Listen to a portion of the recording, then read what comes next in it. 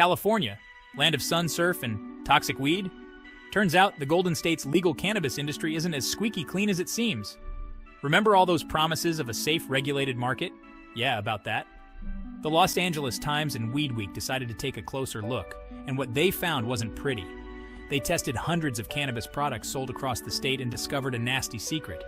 Many were contaminated with dangerous levels of pesticides. This isn't some fringe conspiracy theory. This is happening right now in dispensaries from San Diego to Sacramento. And the worst part? The people in charge seem to be doing jack squat about it. So buckle up, folks, because we're about to take a deep dive into the dirty underbelly of California's legal weed industry. The Times and Weed Week weren't messing around. They went full-on investigative journalist, gathering samples from dispensaries all over California. They tested for all sorts of nasty stuff. Pesticides, heavy metals, mold, you name it. And the results?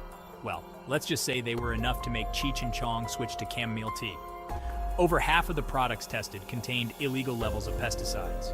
We're talking about chemicals that can cause cancer, birth defects, and a whole host of other health problems. But wait, it gets worse.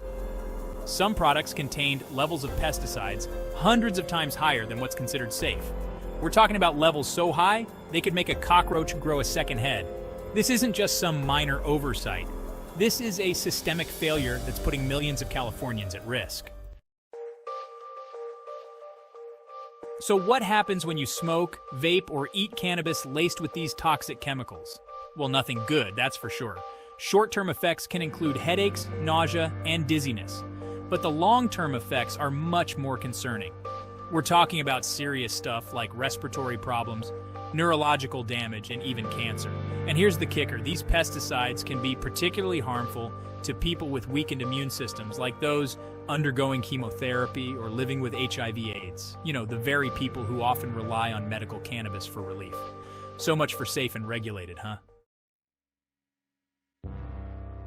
Section 4. The government's green light to green poison. Now, you might be thinking, surely the government wouldn't let this happen, right? Well, you'd be wrong. It turns out, California's cannabis regulations are about as effective as a screen door on a submarine. There's a whole alphabet soup of agencies supposed to be overseeing this industry. The California Department of Public Health, the California Department of Food and Agriculture, the Bureau of Cannabis Control. But it seems like they're all too busy passing the buck to actually do their jobs. Testing requirements? Lax. Enforcement? Practically non-existent.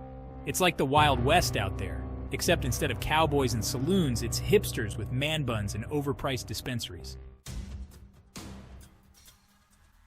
Section 5. The root of the problem: greed, greed, greed. So why is this happening? Why are so many cannabis growers and distributors cutting corners and putting people's health at risk? Well, the answer is simple: money. The legal cannabis industry is a multi-billion-dollar business, and everyone wants a piece of the pie.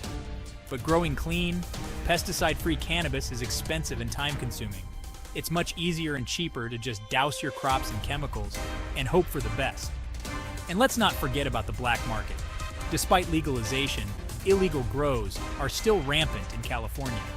These operations have zero oversight and are even more likely to use dangerous pesticides. It's a classic case of greed trumping public health. Section 6. Patients or Paychecks, a prescription for disaster.